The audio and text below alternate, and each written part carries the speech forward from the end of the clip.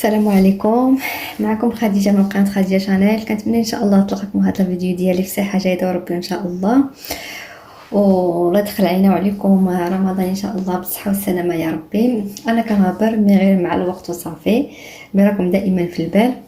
الوغ هنايا جيتكم بواحد الوصفه ديال اللي غتنفعكم ان شاء الله في رمضان، اللي هي عباره على بريوات ديال الدجاج بواحد الطريقه اللي كتجي ساهله، وواحد الحشو حتى هو ساهل يعني ومتوفر في اي دار، وكيجيو بنانين هاد البريوات.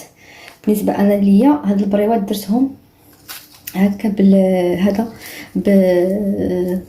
درتهم بلا شابلور والبيض. يمكن لكم نتوما الا بغيتوش ديروا لا شابلور ما غاديش ديروه، ولكن بهاد لا شابلور كيجيو رائعين وكيجيو مقرمشين كيف ما كتسمعوا معايا هنا.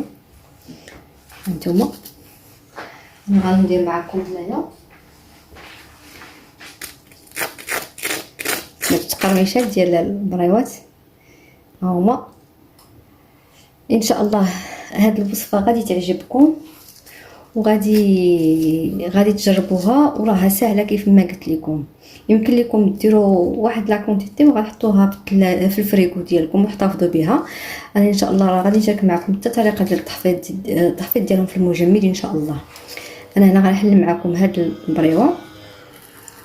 هانتوما راه كتجيو معلكين، هانتوما هما بالدجاج ولي زيبينا ولي فرomاج كيجيو واعرين واحد المذاق اللي ما نقول لكمش، رائع بزاف صراحه. هاد البريوات يعني ما كنستغناش عليهم ودائما كنديرهم. هنايا يمكن لكم ترافقوهم بالعسل، كيجيو رائعين مع العسل، كيجيو واحد المذاق لا يقاوم. اذا غادي نخليكم ان شاء الله مع الفيديو والوصفه ديال البريوات. كنتمنى لكم فرجه ممتعه، وكنتمنى ان شاء الله هاد الوصفه تعجبكم، وما تبخلوش عليا باللايكات ديالكم الا عجبتكم لا فيديو، ولا عجبتكم بارطاجيوها مع اصحابكم. يلا نمروا لا فيديو وطريقه التحضير ديال البريوات ديالنا. اذا هنا كيف ما غادي تشوفوا معايا بالنسبه للحشو اللي غادي نديرو في البريوات ديالنا، كنحتاجو فيه هنايا بصله اللي كتكون مشلطه، كنديروها في مقلاة اللي كنديرو فيها شويه ديال الزيت البلديه وشويه ديال الزبده.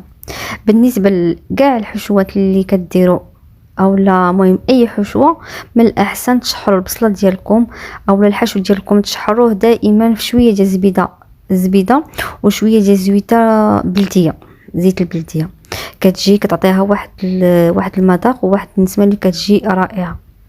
صافي من بعد ما كتشحر لينا البصله ديالنا اللي قلت لكم في الاول، يعني بصله مشلضه كنشحروها مزيان حتى كيذهب اللون ديالها.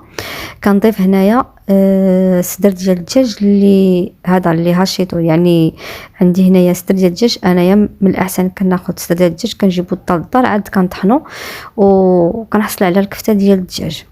يمكن لكم الا مبغيتوش ديروه هكا، يمكن لكم تقطعوه غير طريفات اللي يكونوا صغار بزاف، اولا ديروه في الهاشوار وتديروا بحال ديروا ضربه واحده، غير بحال كتهشيوه غير ضربه واحده وصافي. المهم انا هنايا درتو كفته ديال كفته. صافي كنبقى بهذه الطريقه كيف ما كتشوفوا معايا، كنبدا نحلف ديك الكفته ديالي ديال الدجاج، كنحل فيها مزيان حتى كتحل مزيان كلها وكتشحر مع ديك البصيله مزيان. عادي ان شاء الله غادي نضيف عليها العطريه. بالنسبه لهذا الحشو كيف ما قلت لكم راه كيجي بنين وسهل، ومكونات اللي هي بسيطه متوفره في اي دار، وغادي ينفعكم في هذا رمضان. هاد البريوات غادي ينفعوكم. يمكن لكم ديروهم في بريوات، يمكن لكم ديروهم في لي كريب، حتى هما كيجي هاد الحشو يعني زوين رائع. صافي من بعد ما تشحر ليا ديك البصله والكفته ديال الدجاج، كنضيف هنايا لي زيبينار اللي كنكون غسلتهم مزيان واستقطرتهم وقطعتهم بحال هكا قطع اللي هي صغار. صافي كنضيفهم. من بعد كنبدا نضيف العطريه ديالي هنايا شويه ديال الملحه كتبقى على حسب الذوق ديال كل واحد. بالنسبه لي زيبينار راه ما كيبغيوش الملوحه، يعني دغيا كتبان فيهم الملحه. صافي كنضيف شويه ديال البزار، شويه ديال البابريكا اولا التحميره فيمي. انا هنا كنستعمل التحميره فيمي مدخنه، راه كتباع عند صحاب العطاره اولا صحاب هادو اللي كيبيعوا هادشي ديال مستلزمات الحلويات كيبيعوها. انا صراحه هي اللي وليت كنستعمل، مبقيتش كنستعمل داك التحميره العاديه. كتجيني هي كتعطي واحد المذاق اللي كيكون رائع، يعني زوين. عرفتي في الكفته قطبان ديال الكفته راه كتجي رائعه، واحد المذاق كيجي زوين. صافي كنشحر عاوتاني مزيان مزيان حتى كتدخل ديك العطريه مزيان في داك الخليط ديالي. ومن بعد هنايا غادي نضيف شويه، واحد قياس معلقه كبيره ديال الصوجا. هنا من الاحسن ديروا ديك صلصه الصوجا ثقيله، انا هي اللي درت. وعاوتاني كنشحر مزيان. دائما اي حاجه كنضيفها كنحاول انا نشحرها مزيان باش كيتجانسوا ليا هذا العناصر مع بعضياتها كلهم، باش كيجيني الحشو زعما لذيذ وكل شيء كيكون داخل مع بعضياته. صافي. واخر حاجه غادي نضيفها هنايا كيف ما غادي تشوفوا معايا، غادي نضيف الجبن. هنا يمكن لكم تضيفوا هذا الجبن، انا هنايا ضفت واحد هذاك الجبن ديال السطيله 2 معالق تقريبا كبار، اولا يمكن لكم ديروا الفرماج مثلث اولا الفرماج مربع، يعني اللي متوفر عندكم كتضيفوه. غير هو هذاك يعطي واحد المذاق اللي هو زوين، ما كيجيش مالح وما كيجيش كيجي زوين. صافي كنضيفو الخليط ديالي وكنبدا نحرك في هذا الخليط حتى كينشف، حتى كنحس به انه نشف مزيان. كيف ما غادي تشوفوا معايا الخليط ديالي راه غيبان لكم انه راه نشف. صافي هانتوما انا هنا راه كنوريكم ان الخليط ديالي نشف. صافي هنا غادي نخوي الخليط ديالي في شي طبيصيل وغادي نخليه يبرد على جانب. هنايا غادي نمر الورقه ديال البسطيله. انا هنا بالنسبه للورقه جبت هنايا الورقه البسطيله كبيره. هنايا خديت ديال البخار، يمكن لكم ديروا غير العاديه، ماشي ضروري ديال البخار. صافي هنايا بالنسبه للتقطاع كيف ما كتشوفوا كل شيء موضح في لا فيديو. انا بالنسبه للتقطاع راه ما كنقطعش بالمقص، من الاحسن تقطعوا بهكا بالسكين اولا بالموس، كيجي التقطاع ديال الورقه مقاد، يعني ماشي بحال المقص كيجي مقاد. صافي كنبقى بهذه الطريقه. انا هنا بالنسبه لي انا بغيت نديرهم دي سيكار عفوا بغيت نديرهم بريوات مثلثين. الا كنتو باغيين نديرهم دي سيكار يمكن لكم تقطعوها على 4 وكتخرج كديروهم على شكل دي سيكار. انا بالنسبه لي قطعتهم بهذا الشكل حيت بغيتهم يجوني مثلثين. صافي بالنسبه للحشو ديالنا من بعد ما خلينا حتى برد مزيان خصو يكون بارد. الا غنضيفوا ليه هذا الفرماج خصو يكون بارد. انا هنايا زدت الفرماج احمر غابي. يمكن لكم تضيفوا موتزاريلا، يمكن لكم تضيفوا يعني الفرماج اللي متوفر عندكم، ولكن بالنسبه لي انا الفرماج اللي فيه كيجمع ما بين البنه والتعليكه وكل شيء، يعني الفرماج الاحمر صراحه انا ما كنستغناش عليه حتى في لي بيتزا. واخا كندير الموتزاريلا كندير ضروري كندير الفرماج احمر، حيت بالنسبه لي انا كيجيني الفرماج احمر هو اللي فيه المذاق. من الموتزاريلا راه فيها غير ديك التعليكه وصافي. صافي هنايا من بعد ما درت داك الفرماج وخلطته مع داك الخليط ديالي كنجي هنايا باش كنطوي البريوات ديالي. انا بالنسبه للبريوات كل شيء موضح في لا فيديو، يعني كنتمنى انه يبان لكم. المهم انا هنا راه قربت لكم باش يبان. هنا البريوات ديالنا كنحاولوا اننا نزيروا دوك القناه باش كيتجمع لينا، ما يبقاش لينا داك القنت. كنقول لكم باش ما تخرجش لينا الحشو من داك القناه، يعني كنزيروا في داك القناه. انا غنعاود معكم واحده اخرى وغادي تشوفوا كيفاش. يعني كنبقى ندور في البريوات ديالي وكنحاول القناه ديال البريوه كنبدا نزير. هانتوما بهذه الطريقه اللي غادي تشوفوا معايا. وهنا دائما حطوا حداكم كلينكس اولا المهم بابي كويزين ولا هذا، باش اون فوا ديروا داك الحشو تمسحوا يديكم باش كيجيوكم البريوات نقيين وهذا، فهمتي؟ كتجي الخدمه نقيه وصافي. هانتوما كنشد القناه وكنبدا نشد فيهم بحال هكا باش هانتوما باش ما كتبقاش عندنا داك القنت محلول، باش ما تخرجش لنا منه الحشو اولا شي حاجه. الا بغينا نقليوهم او ندخلوهم الفران، المهم كيبقى داك حسب كل واحد. صافي كنبقى بهذه الطريقه حتى كنسالي كاع البريوات ديالي، وكندخلهم شويه للثلاجه غير شويه. ومن بعد غادي انايا بالنسبه لي انا هنايا اختاريت انني ندير لهم لا شابلور.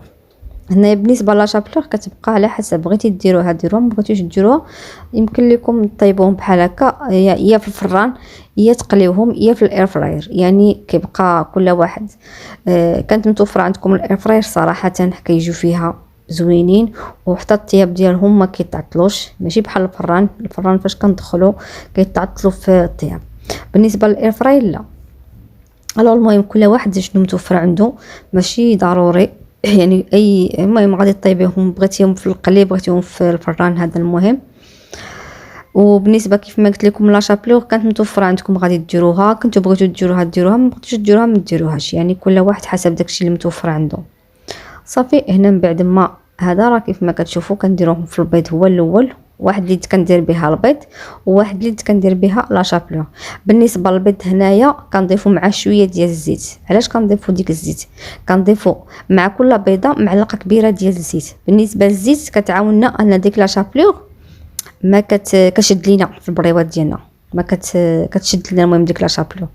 الوغ كل مع كل بيضه وحده كنديروا معلقه كبيره ديال الزيت، وكنطربوا مزيان، وكنبدا نديروا البريوات ديالنا في البيض ومن بعد في لا شابلور.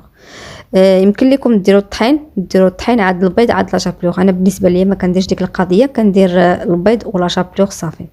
وكيف ما قلت لكم بالنسبه لديك المعلقه ديال الزيت اللي كنديروا مع البيض كتساعد انا ديك لا شابلور كتشد لينا في لي بريوات ديالنا او في لي سيجار او في لي كريب، يعني في اي حاجه كديروها.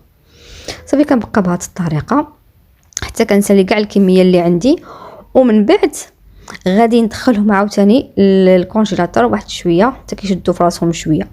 عاد كندوزو باش غنطيبوهم. ديك الساعه غنطيبوهم على حسب كيف ما قلت لكم، كل واحد بغيتو ديروهم في الفران غديروهم في الفران، بغيتو تقليوهم بغيتو ديروهم في الاير فراير اللي كمتوفره عندكم غديروهم في الاير فراير.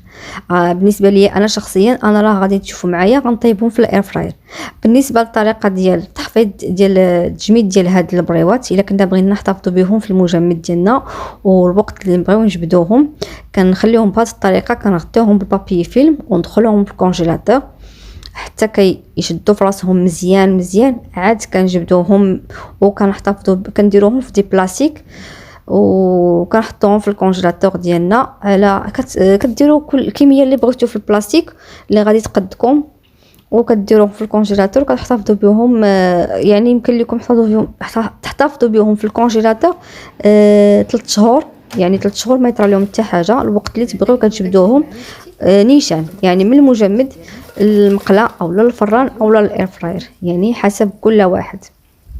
صافي هنا كيف ما كتشوفوا معايا انا هنا درتهم في الاير فراير، راه دخلتهم للفران دخلتهم للاير فراير وطيبتهم. راه غادي تسمعوا ديك التقرميشه ديال داك البريوات راه كيجيو رائعين جدا والله. تيقوني صراحه هاد الوصفه اللي شاركت معكم راها كتجي سهله ومكونات ديالها بسيطه ومتوفره في اي دار، وغادي تنفعكم في هذا رمضان ان شاء الله. وكنتمنى تعجبكم وتجربوها وتشاركوا معايا هذا التطبيقات ديالكم. وكنقول لكم رمضان مبارك، يدخل عليكم بالصحه والسلامه يا ربي، وصيام مقبول ان شاء الله. ومع فيديو جاي ان شاء الله ووصفه جديده. ما تنسونيش دائما من اللايكات ديالكم، وشكرا لكم. خليت لكم راحه البال وبسلامه عليكم.